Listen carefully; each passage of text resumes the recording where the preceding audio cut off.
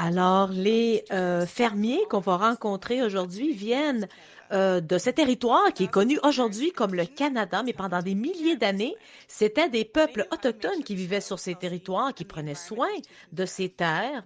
Et donc, nous sommes maintenant sur une terre qui permet de faire croître, de faire grandir de la nourriture, de cultiver de la nourriture qu'on mange. Et c'est pour ça que c'est tellement important de montrer que nous prenons soin de ces terres. On veut créer vraiment une terre qui demeure en santé pour nous et pour les peuples autochtones, et on appelle ça la réconciliation. On veut s'assurer que les choses s'améliorent entre les différents groupes de personnes.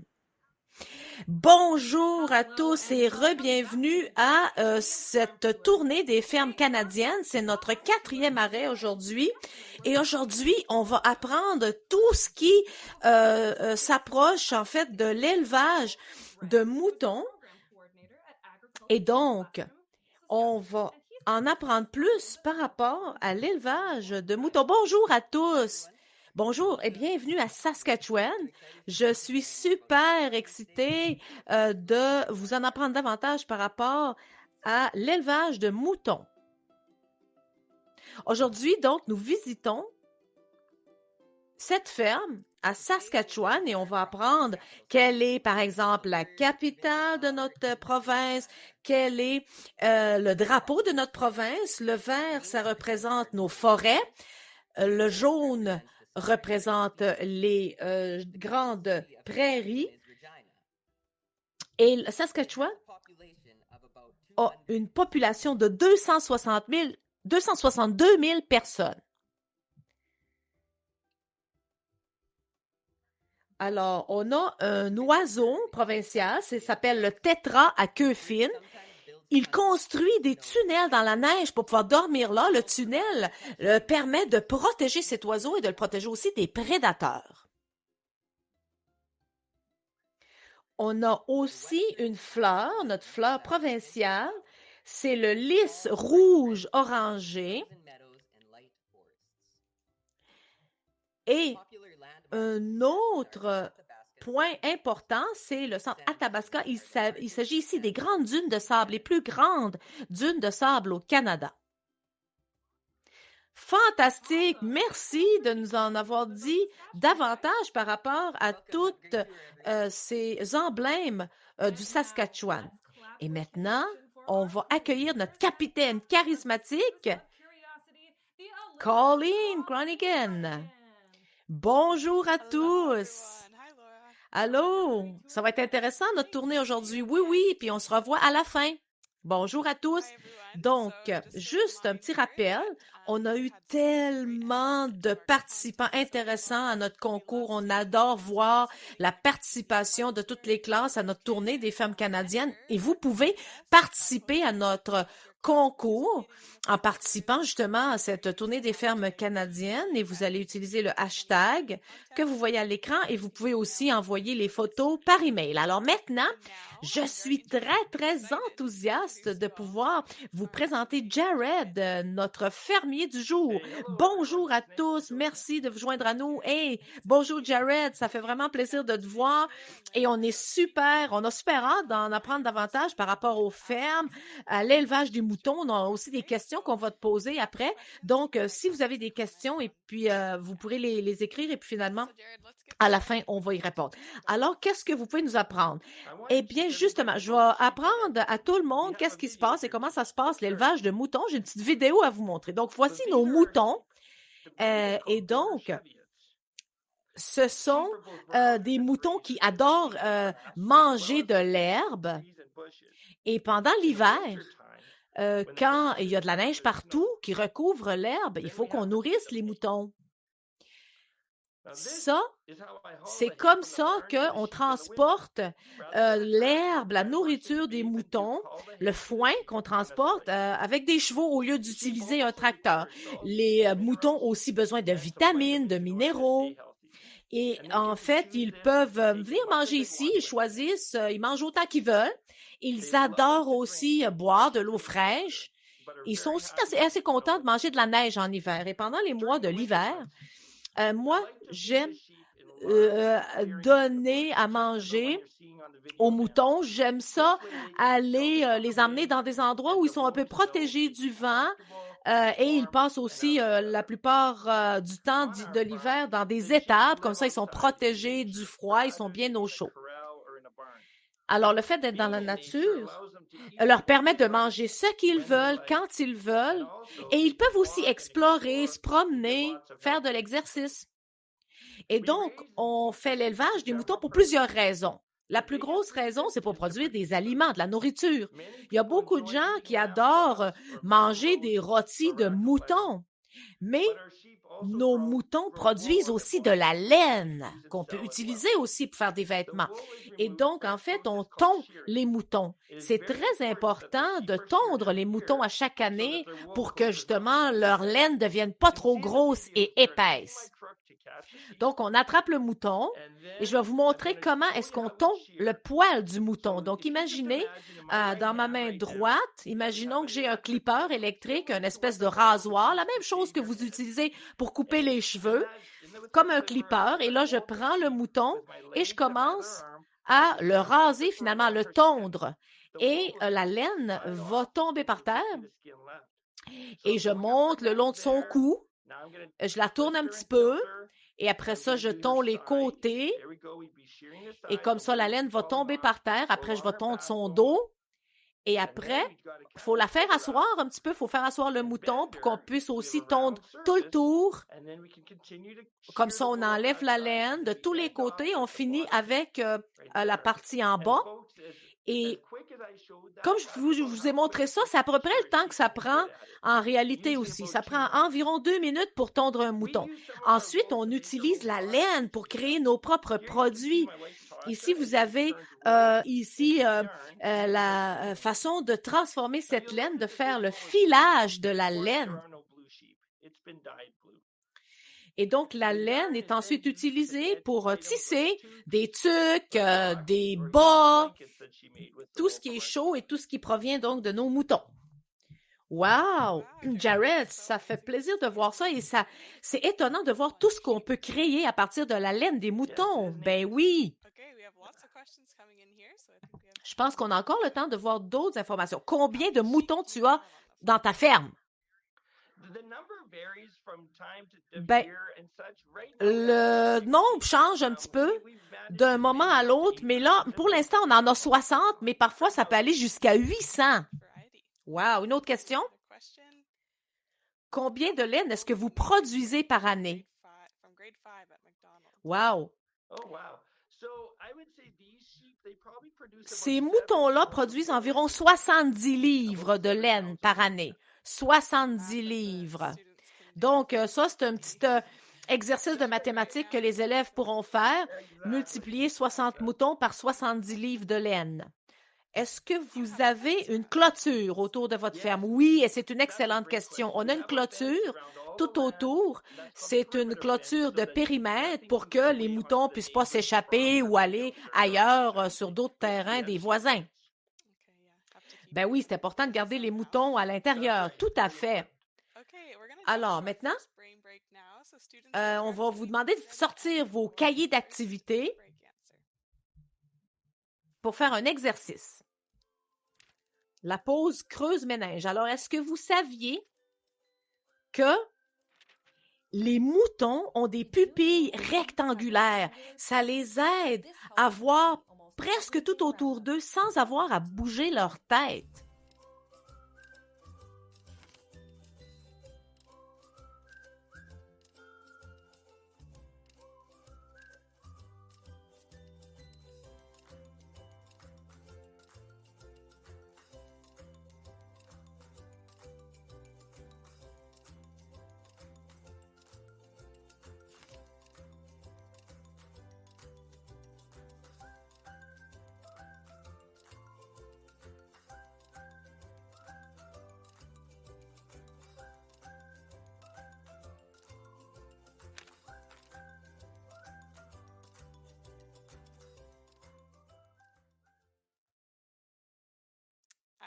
J'aurais jamais pensé que les moutons ont des pupilles rectangulaires. Pourquoi est-ce que c'est important, ça? Vous savez, c'est très important ça parce que les moutons sont une proie.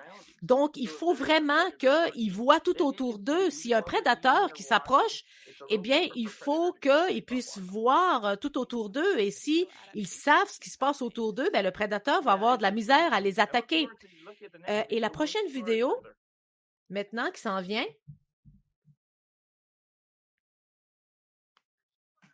les moutons sur notre ferme font partie de la nature. Ils vivent parmi les autres animaux sauvages comme les coyotes, les chevreuils, les ours. Et donc, bien sûr, ils sont exposés aux proies. Donc, si vous regardez les yeux des moutons, j'ai mentionné tantôt, ils ont des pupilles rectangulaires, ce qui leur permet de voir tout ce qui se passe autour d'eux. Et leurs dents sont faites pour manger de l'herbe. Leurs oreilles aussi sont toujours en train de tourner pour tout entendre, si jamais il y a un prédateur qui s'approche. Et en fait, il y a aussi la fourrure des moutons qui est très, très dense. Leur laine est très, très dense. Ça leur permet de rester au chaud tout l'hiver. Et ensuite, il y a le sabot. Vous pouvez voir ici, ça permet de s'accrocher au sol quand il marche. Et donc, c'est protégé ici sur le côté des sabots. Sur notre ferme, on utilise aussi des chiens de garde. Ces chiens-là ont un rôle très, très important à jouer, c'est de protéger les moutons des prédateurs. Les moutons sont très, très attachés aux chiens et vice-versa, les chiens adorent les moutons et les protègent. Donc, en fait, le chien reste, par exemple, à côté des moutons nouveau-nés et le chien est là pour s'assurer qu'il surveille le petit mouton bébé. Ces chiens vont suivre le mouton partout où les moutons vont pour les protéger des prédateurs tels que les coyotes, par exemple. Et ça, c'est important parce que les coyotes font partie de la famille des chiens. Ils comprennent le langage, si vous voulez. Et ils comprennent qu'ils ne peuvent pas s'approcher des moutons parce que le chien est là pour les protéger. Et les moutons adorent les chiens et leur font confiance. Tous nos chiens sont des chiens des Pyrénées. Ils vivent et travaillent par équipe de 2. Ils deviennent amis et ils deviennent comme des partenaires de travail. Et donc, pendant qu'il y a un chien qui dort, il y a l'autre chien qui surveille. Il y en a tout le temps un qui surveille le groupe de moutons. Parfois, en arrière, Otto est là, qui surveille les moutons pour s'assurer qu'il n'y a pas de coyote qui va s'approcher et que les moutons sont en sécurité. Et en avant, devinez qui se trouve en avant avec le leader des moutons. C'est un autre chien pour s'assurer que les moutons ne vont pas s'approcher du danger. Ici, dans la vallée, il y a beaucoup d'endroits de cachette pour les prédateurs. C'est donc très important que les chiens soient toujours présents. Les moutons sortent dans toutes les saisons, non seulement pour manger, mais aussi pour pouvoir retourner des nutriments au sol à travers leur déjection. Et donc, le brun est un petit peu plus gros, mais les autres, c'est des agneaux. Ce sont des agneaux qui ont moins de 1 an. Un mouton qui a plus d'1 an est un mouton. Et l'autre, ça s'appelle un bouc. Et vous avez maintenant des photos que je vais vous montrer. Ça, c'est un nouvel agneau, un bébé tout jeune, un agneau. Donc, ils se tiennent dans les herbes hautes. Ils sont vraiment très, très cute. Ça, c'est une maman avec ses 2 petits jumeaux. Des fois, les mamans ont des jumeaux. Des fois, ils ont juste un bébé. Et ici, toutes ces images-là, c'est sur notre ferme à nous. Wow! C'est super de voir comment les moutons sont bien intégrés dans la nature. Et je pense que j'ai déjà vu ces chiens-là dans une autre vidéo. Oui, les chiens sont vraiment spéciaux. Et les chiens ont l'air d'être très fiers des moutons. On a d'autres questions? Est-ce que les moutons restent toujours en groupe? Oui, ils aiment ça rester en groupe. Parfois, il y en a un qui va s'éloigner, mais normalement, ils aiment ça être rassemblés parce qu'ils se sentent plus en sécurité. C'est une façon de se protéger parce que quand ils sont seuls, le coyote pourrait les attraper plus facilement. Mais quand ils sont en groupe, ils sont plus protégés. Pourquoi les moutons ont des étiquettes jaunes sur leurs oreilles? Ça, c'est une étiquette, c'est obligatoire. Le gouvernement oblige à étiqueter tous les moutons. Ça permet d'avoir un scanner électronique. Comme ça, vous allez avoir toutes les informations sur le mouton, à quelle date le mouton est né. C'est un petit peu comme un certificat. OK, donc c'est important d'avoir ça sur tout le bétail. Tout à fait. On fait la même chose avec les vaches aussi. OK. Est-ce que les moutons peuvent avoir des jumeaux ou des triplets? Oui, souvent, ils ont des jumeaux. Des fois, il y a un mouton qui va avoir un seul bébé. Des fois, ils ont des triplets. Mais ce qui est le plus fréquent, c'est d'avoir des jumeaux. Donc, ça arrive qu'un mouton ait 1, 2 ou 3 bébés. Wow! OK. On a maintenant, le moment est venu pour notre deuxième activité, notre deuxième pause creuse-ménage. Est-ce que vous saviez que les moutons sont des fines bouches? Ils sont assez difficiles pour manger et donc ils ont une fente qu'on appelle le philtrum sur leur lèvre supérieure et ça leur permet de choisir avec soin ce qu'ils ont envie de manger.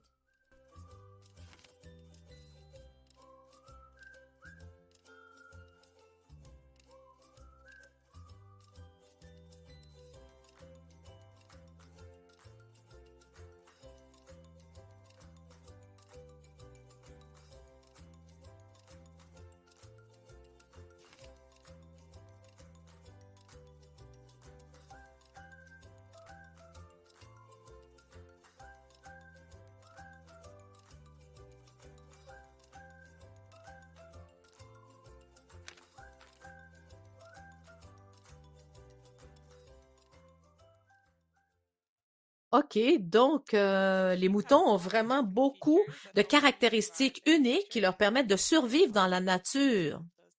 Et là, on va avoir maintenant le mot mystère de la journée. C'est sain. Vous pouvez déjà l'écrire sur votre passeport. Écrivez-le à côté de la province de Saskatchewan. Sain, S-A-I-N-S.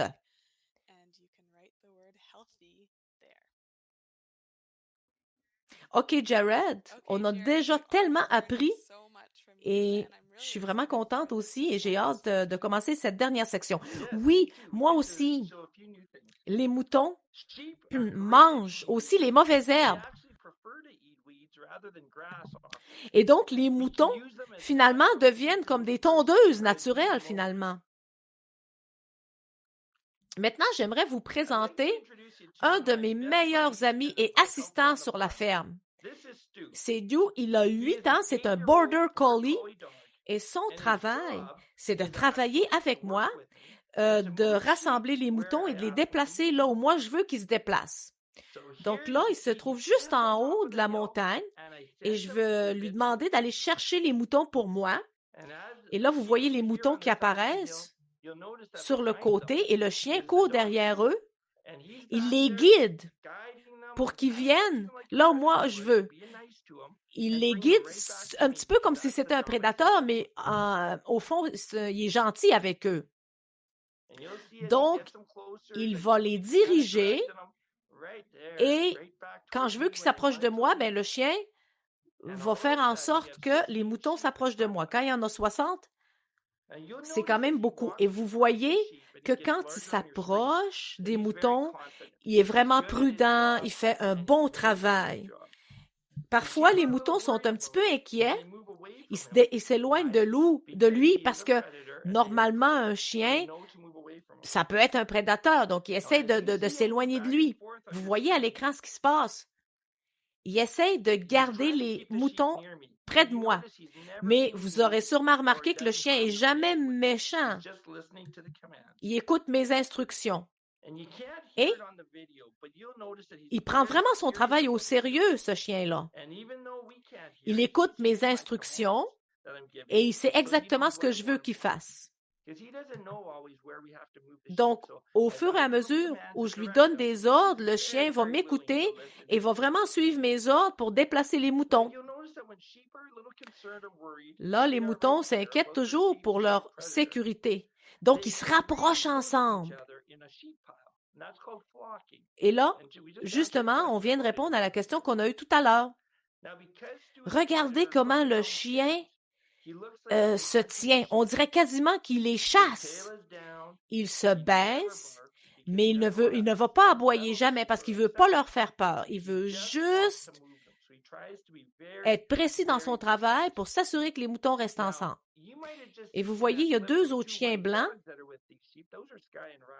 Pourquoi est-ce que ces 2 chiens blancs sont pas méchants avec l'autre chien? C'est parce qu'ils savent qu'en fait, c'est comme un travail d'équipe.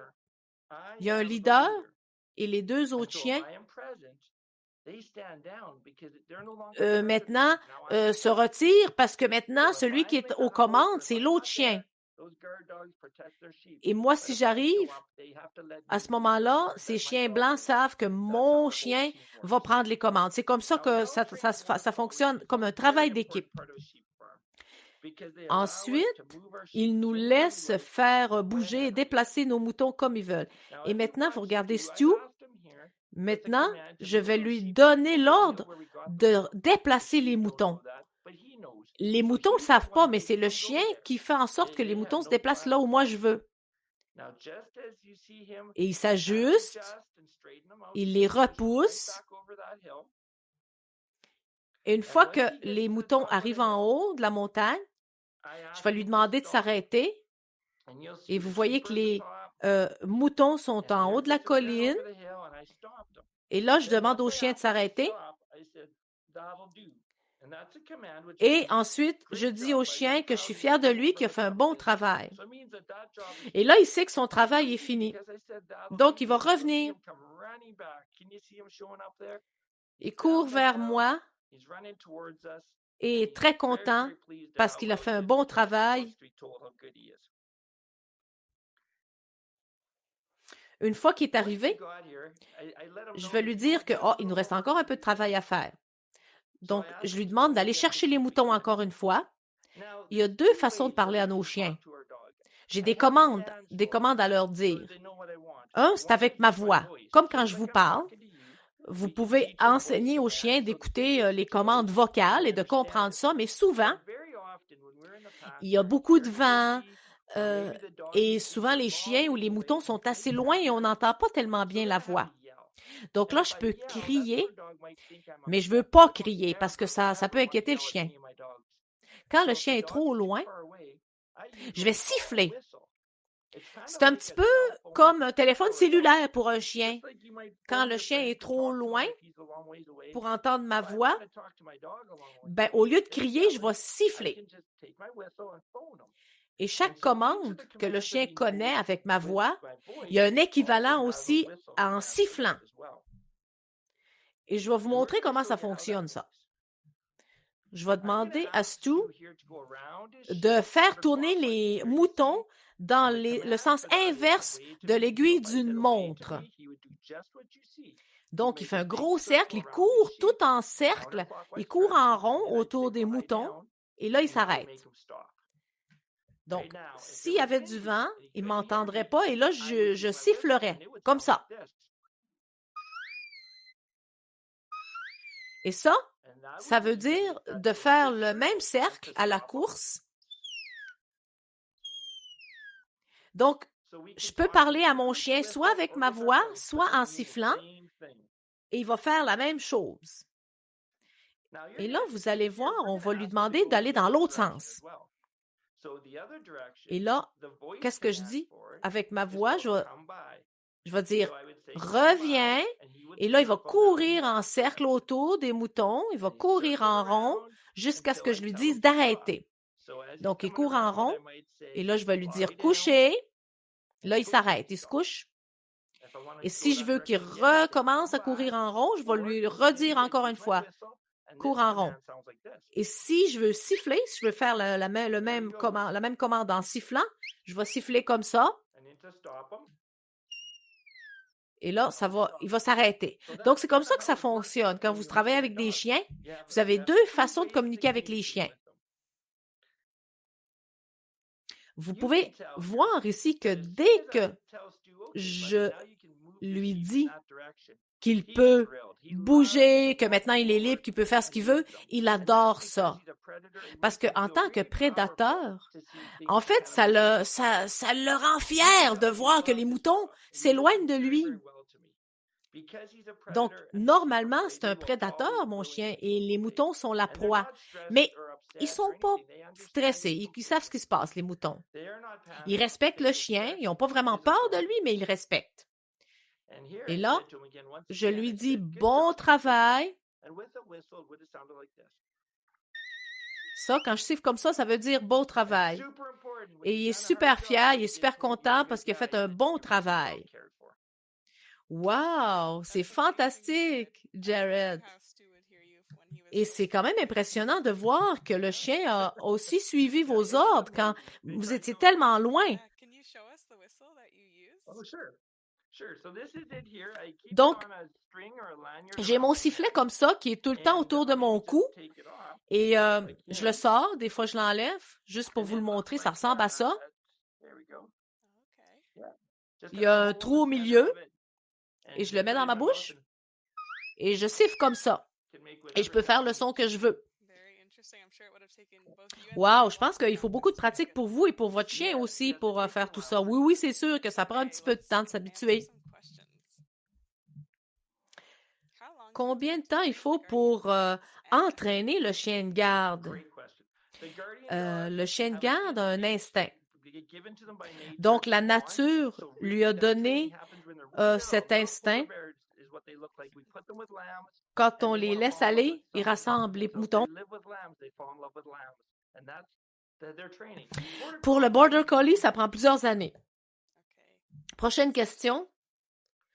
Qu'est-ce qui se passe quand un mouton tombe malade? Eh bien, vous avez vu tantôt dans la deuxième vidéo, j'ai attrapé un mouton pour vous montrer comment tondre. Si un mouton qui est malade, je vais faire la même chose. Je vais utiliser ma canne pour l'attraper et je vais avoir, par exemple, une seringue avec des médicaments dans ma poche et comme ça, je peux lui donner des médicaments au mouton. D'habitude, c'est une petite injection, un médicament, puis ça suffit. Est-ce que ça lui fait mal au mouton de se faire tondre? Non, ça leur fait pas mal du tout. Quand ils ont mal pour une raison ou une autre, ils vous donnent des coups de pied.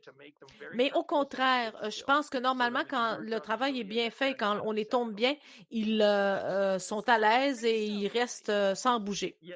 Oui. Une autre question.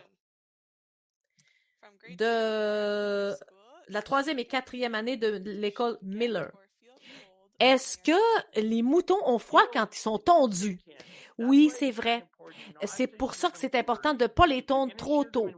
Si vous voulez les tondre en hiver, c'est important d'avoir une étape pour qu'ils puissent se mettre au chaud.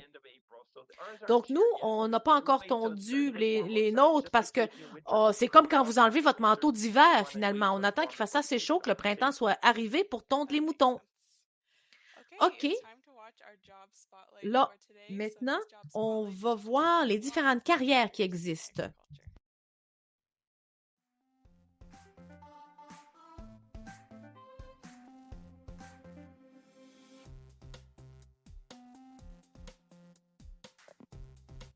Alors, il y a des techniciens qui tondent les animaux. Ils utilisent des outils spéciaux pour tondre les moutons, leur tondre les poils. Ils passent la plupart de leur temps dans l'étable en train de tondre des moutons.